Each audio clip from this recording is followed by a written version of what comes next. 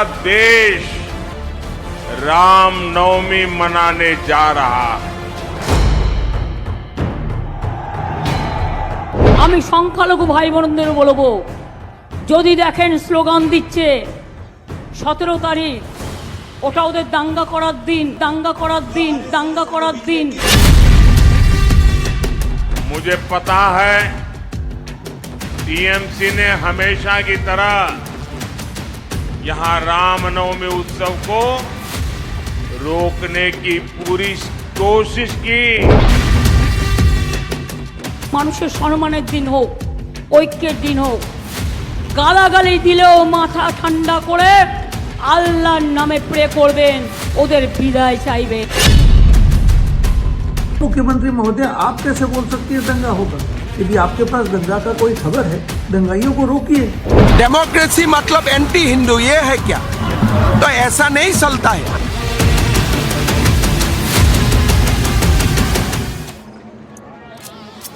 क्या ये हिंसक धमकी नहीं है? रामलला की प्राण प्रतिष्ठा के बाद कल देश में पहली बार रामनवमी का त्योहार बनाने वाले हैं पूरा देश।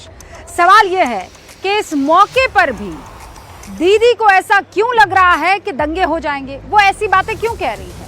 और दीदी को कैसे पता कि कल रामनवमी के मौके पर दंगे होने वाले हैं?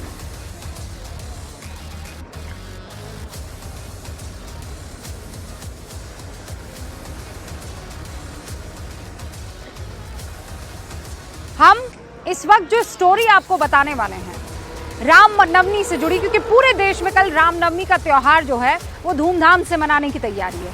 अयोध्या में रामनवमी बहुत धूमधाम से मनेगी, इसीलिए खास है ये रामनवमी, क्योंकि 500 साल के तप के बाद राम जन्मभूमि पर इस बार रामलला की प्राण प्रतिष्ठा हुई है। और कल आप देखेंगे कि रामनवमी के मौके पर कल रामलला का सूर्याभिषेक होने वाला है। मंदिर में रामलला का सूर्य तिलक होगा, सूर्य की किरणों से रामलला के मस्तिष्क का अभिषेक किया जाएगा। लेकिन इस मौके पर पश्चिम बंगाल में डर का माहौल बनाने की कोशिश दीदी क्यों कर रही है? क्योंकि खुद मुख्यमंत्री ममता बनर्जी लोगों को दंगे का डर दिखा चुकी है। ममता बनर्जी एक हफ्ते में दूसरी बार कह चुकी है कि रामनवमी पर दंगा हो सकता है।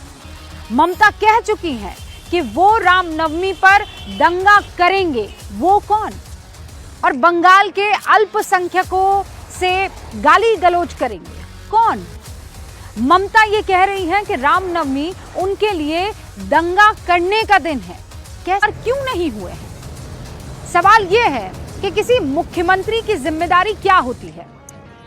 दंगा होने का डर फैलाने पर, लोगों को डराना, मतलब आप बताइए, उस डर को फैलाना कि दंगा नहीं होने देने का भरोसा दिलाना। दूसरा ये कि दंगों की तारीख आप बता रही हैं, ये आपका काम है, या सुरक्षा व्यवस्था के इंतजाम करना आपका काम?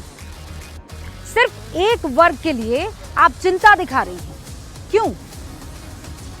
पूरे बंगाल में शांति की अपील करना क्या यह आपका कर्तव्य नहीं है? सौहार्दपूर्ण वातावरण तैयार करना आपका काम है, या किसी खास को दंगाई बताकर टारगेट करना आपका काम है? सवाल यह भी है कि दीदी रामनवमी पर दंगों की आशंका जताकर क्या यह संदेश दे रही है?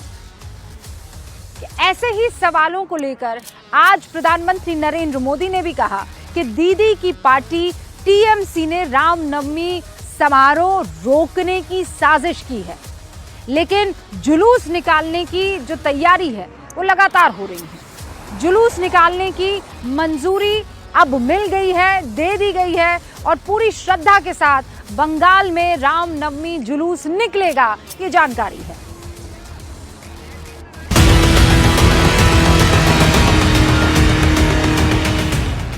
पश्चिम बंगाल में रामनवमी दंगे का डर दिखाने वाली ममता और टीएमसी पर प्रधानमंत्री ने बड़ा हमला किया। दक्षिण दिनाजपुर में पीएम ने कहा, बंगाल में सरकार रामनवमी की इजाजत तो नहीं देती, लेकिन शोभा यात्रा में पत्थर फेंकने को पूरी परमिशन मिली हुई है। रामनवमी की शोभा यात्रा की परमिशन नहीं मिलती, उसके लिए श्रद्धालुओं को कोर्ट जाना पड़ता है। लेकिन रामनवमी और दुर्गा पूजा की शोभा यात्राओं पर पत्थर फेंकने वालों को टीएमसी सरकार ने पूरी परमिशन दे रखी है। प्रधानमंत्री ने ये हमला मुख्यमंत्री ममता बनर्जी के इस बयान के बाद दिया है, जिसमें ममता ने पहले दंगे की तारीख बताई और फिर लोगों को रामनवमी का डर दिखाया। पश्चिम बंगाल के कूच बिहार में कल ममता ने 17 अप्रैल को दंगे का दिन बताया था। আমি সংখ্যালঘু ভাই বোনদের বলবো, যদি দেখেন স্লোগান দিচ্ছে 17 তারিখ ওটা ওদের দাঙ্গা করার দিন, আমি মনে করি ওটা মানুষের সম্মানের দিন হোক, ঐক্যের দিন হোক। গালাগালি দিলেও মাথা ঠান্ডা করে আল্লাহর নামে প্রে করবেন, ওদের বিদায় চাইবেন। रामनवमी पर दंगों का जिक्र करते वक्त ममता ने किसी का नाम नहीं लिया। उन्होंने संज्ञा की जगह सर्वनाम का इस्तेमाल किया। वो उनके और उनकी में ही सारी बातें कह दी और बीजेपी ने इसी पर सवाल उठा दिए। बीजेपी नेता अमित मालवीय ने पूछा कि वे कौन हैं जिन्हें ममता बंगाल से बाहर भेजना चाहती हैं? क्या वे बंगाली हिंदू हैं? बीजेपी इस सवाल को इसलिए भी पूछ रही है क्योंकि ये पहली बार नहीं है जब ममता ने दंगे का डर दिखाया है। 2024 के लोकसभा चुनाव में दंगे शब्द ममता की जुबान पर कई बार आए हैं और 3 बार तो पिछले 10 दिनों में ही आए, जिसमें ममता ने बताया कि दंगे का दिन कौन सा है। कोई दंगा करने अगर आते हैं, आप चुपचाप रहो, माथा ठंडा रहो। শুধু একটা কথাই বলবো, মিছিল করুন, মিটিং করুন, দাঙ্গা করবেন না। দাঙ্গা করবে ওরা। 19 তারিখে ভোট, 17 তারিখে দাঙ্গা করবে। তোমাদের তো রাম কানে কানে বলে দিয়ে যায়নি তুমি দাঙ্গা করো, কিন্তু এরা দাঙ্গা করবে। ये खबर आपको दिखाना इसलिए जरूरी थी क्योंकि एक मुख्यमंत्री होने के नाते राजनीतिक लड़ाई पर फोकस ना करके ममता दीदी को लॉ एंड ऑर्डर पर फोकस करना चाहिए, क्योंकि जिस चीज का वो डर दिखा रही हैं वो हुई नहीं है। वो डर दिखा रही हैं कि कल ऐसा हो सकता है। और ऐसा ही एक फेक नैरेटिव इन दिनों आप खूब सुन रहे होंगे, जिसके तहत ये कहा जा रहा है कि नरेंद्र मोदी अगर तीसरी बार सरकार में आते हैं तो देश में संविधान बचेगा ही नहीं। पूरा विपक्ष कह रहा है कि मोदी चुनाव अगर जीत जाते हैं तो देश में चुनाव होने बंद हो जाएंगे। और ध्यान देने वाली बात यह है कि ठीक ऐसा ही नैरेटिव 2019 के चुनाव में भी कहा गया और गढ़ा गया।